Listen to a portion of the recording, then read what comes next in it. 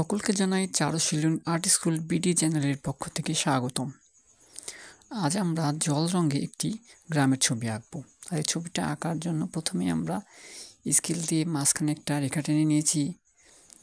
এবার আমরা আমাদের পছন্দ মতো করে গ্রামের দৃশ্যটি সাজিয়ে আঁকব। তো গ্রামের দৃশ্যটি সাজানোর জন্য প্রথমে আমরা একটি ঘর এঁকে নিচ্ছি। তো ঘর আঁকার ক্ষেত্রে প্রথমে আমরা ঘরের চালটা এঁকে নিয়েছি। এবার ঘরের একদম দেওয়ালটা তৈরি করব। তো ঘর আঁকার সময় আমাদের খেয়াল রাখতে হবে ঘরের গঠনটা কেমন, ঠিক সেভাবে আমরা ঘরটা আঁকবো। জানলা দরজায় কোথায় দিলে ভালো লাগে ঠিক সেভাবে আমরা দেব। তো আমরা ঘর আঁকছি, ঘরের দরজা এঁকেছি। আর এই ঘরটাতে আমরা দরজার উপরে একটা চালার মতো করার চেষ্টা করেছি। তো ঘরটা যখন আঁকা হয়ে গেল, ঘরের পাশে ঠিক আমরা একটি গাছ আঁকলাম। তো গাছটা আঁকার পর ঠিক মনে হচ্ছে গাছটা নিচ দিকে একটু মোটা হবে, গাছের এক পাশে আমরা একটু বাড়িয়ে দিলাম। তো এভাবে বাড়ানো কমানো করা যেতে পারে। ঠিক এবার ঘরের পেছনে আমরা একটা গাছ আঁকলাম। এবার আমরা যে ঘরটা এঁকেছি ঠিক ঘরের পাশ দিয়ে একটা বাগান চলে গেছে, যার ঘরের কিছু অংশ সেই বাগানটাতে ঢেকে গেছে। আর তার নিচেই নদীর একটা পা রাখলাম।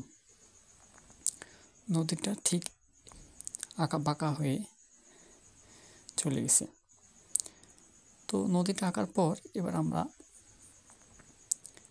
এখানে একটা নারকেল গাছ আঁকব।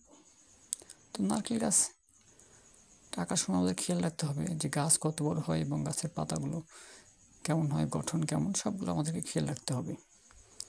এবার ঠিক আমরা নারকেল গাছের একদম পেছনে দূরে একটা ঘর আছে, সে ঘরটা আঁকলাম এবং ঘরটা সেখানে দুইটি আমরা ঘর এঁকেছি।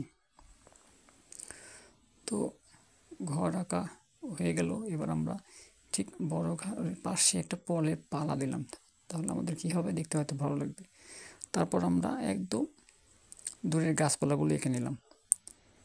ঠিক যেহেতু জল রঙে আমরা ছবিটি রং করব, সেই জন্য আমরা শুধু পেন্সিল দিয়েই এঁকে নেব। তো ছবিটি আঁকা হয়ে গেলে আমরা ঠিক এখানে জল রং ব্যবহার করেছি ছবিটিতে। তো আমাদের ভিডিওটা যদি ভালো লাগে আমাদের চ্যানেলটা সাবস্ক্রাইব করে আমাদের সাথে থাকবেন নতুন নতুন ভিডিও পাওয়ার জন্য। সকলকে অনেক ধন্যবাদ।